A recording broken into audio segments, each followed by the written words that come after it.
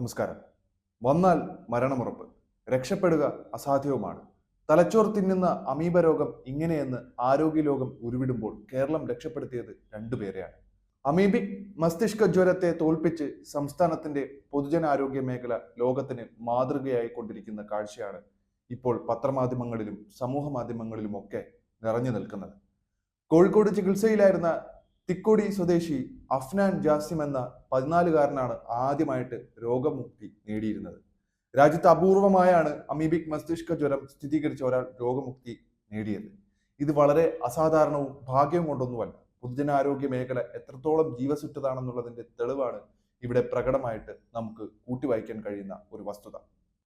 ലോകത്താകെ ഈ അസുഖത്തിൽ നിന്ന് രോഗമുക്തി കൈവരിച്ചത് 11 പേർ മാത്രമാണ്. 97% മരണനിരക്കുള്ള രോഗത്തിൽ നിന്നാണ് കുട്ടിയെ കേരളത്തിന്റെ പൊതുജനാരോഗ്യ സംവിധാനം ജീവിതത്തിലേക്ക് തിരികെ കൊണ്ടുവന്നത്. രോഗം ബാധിച്ച 4 വയസ്സുകാരൻ കോഴിക്കോട് കാരപ്പറമ്പ് സ്വദേശി നിഷിൽ അസുഖം ഭേദമായി ആശുപത്രി വിട്ടത് കഴിഞ്ഞ ആഴ്ചയായിരുന്നു. ഇരുവരും 1 മാസം നീണ്ട ചികിത്സയ്ക്ക് ശേഷമാണ് വീട്ടിലേക്ക് മടങ്ങിയെത്തിയത്. ഇവർക്കും നിലവിൽ തിരുവനന്തപുരം മെഡിക്കൽ കോളേജ് ആശുപത്രിയിൽ ചികിത്സയിലുള്ളവർക്കും ജർമ്മനിയിൽ നിന്നടക്കമാണ് മരുന്നുകൾ എത്തിച്ചിരുന്നത്. തിരുവനന്തപുരത്ത് ചികിത്സയിലുള്ള 6 പേരും ഇപ്പോൾ പ്രത്യേക വാർഡിൽ ചികിത്സയിലാണ്. ആരോഗ്യ ചികിത്സാ പദ്ധതിയിൽ ഉൾപ്പെടുത്തി സൗജന്യ ചികിത്സയാണ് ഇവർക്ക് നൽകിക്കൊണ്ടിരിക്കുന്നത്.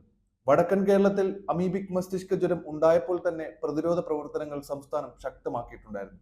ജൂലൈ 5-ന് മുഖ്യമന്ത്രിയുടെ അധ്യക്ഷതയിൽ പ്രത്യേക യോഗം ചേരുകയും ആരോഗ്യമന്ത്രി വീണ ജോർജ് വിളിച്ചു ചേർത്ത പ്രത്യേക യോഗത്തിൽ ചികിത്സാ മാർഗനിർദ്ദേശങ്ങൾ തയ്യാറാക്കാൻ തീരുമാനിക്കുകയും അതുപ്രകാരം മാർഗരേഖ പുറത്തിറക്കുകയും ചെയ്തിട്ടുണ്ടായിരുന്നു.